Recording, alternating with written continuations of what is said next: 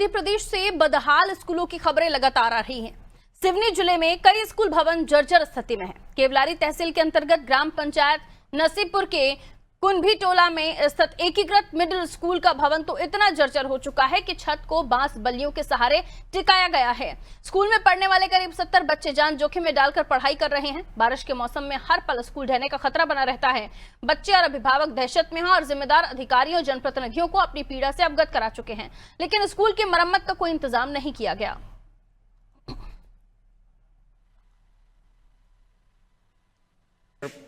काफ़ी दिनों से ये छत टपक रही है। हमने देखा कि एक दिन अभी तेज़ बारिश हुई, 2-3 दिन पहले हम लोग आए, देखे कि यहाँ तो वो मिट्टी यानी छत का जो कंक्रीट है नीचे टपक रहा है, पानी भर गया है कमरों में।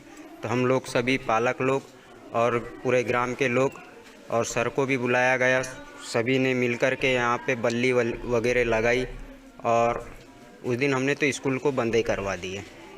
जानकारी भी दी हमने सर लोगों को बड़े स्कूलों में भी, और सर को बोले कि यहाँ आप व्यवस्था कराओ, अन्यथा हम हमारे बच्चों को स्कूल नहीं भेजेंगे। ये लगभग 2 साल हो चुका है।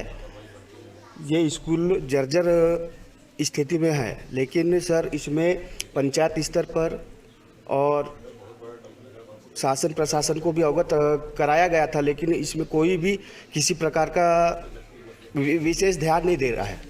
2 दिन पहले लगातार बारिश हुई है, उस पर सर अंदर कमरों में पानी भर गया था, ऊपर से कंक्रीट जो है खिसक रहा था।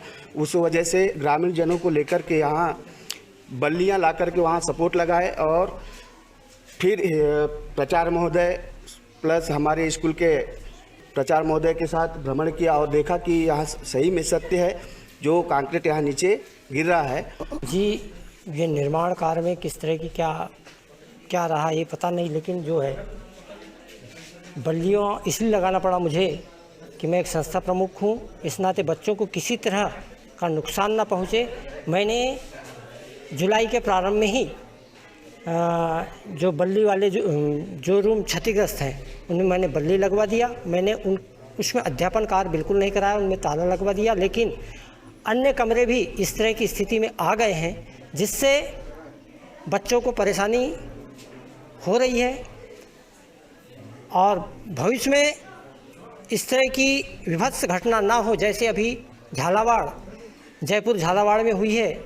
इस तरह की जो समस्या से बचने के लिए, घटनाओं से बचने के लिए गांव के लोगों की मेहरबानी है कि बल्ली लगाकर बीम पे जो बल्ली लगी है वो बल्ली के सहारे कम से कम पढ़ाई हो पा रही है यहाँ पे। और एक भी बल्ली यदि यहाँ से निकल जाती है तो पूरा दूसरा भवन भी क्षतिग्रस्त हो जाएगा, गिर जाएगा और जनधन की हानि भी हो सकती है। यहाँ बच्चों के साथ कुछ भी हो सकता है। इसके लिए बार बार आवाज़ उठाने पर भी आज तक उस पर कोई सुनवाई नहीं की गई। वो मीटिंग में वो उसको रखा है BO साहब के सामने, प्रस्ताव डाला है, तो वो तो गई होगी ना सूचना, जिले तक तो गई होगी, प्रदेश तक गई होगी ये सूचना। इसके बाद भी आज तक ऐसा कोई कुछ भी ऐसा काम नहीं किया गया जिसकी वजह से बिल्डिंग बच सके और बच्चों का हित हो। आज ही BRC को भेजा है वहाँ जांच करने के लिए। उन्होंने बताया है कि बिल्डिंग लगभग सही हालत में है, पानी सीपेज हो रहा है, लेकिन वहाँ पे बल्लियों के सहारे उसको टिकाया गया है।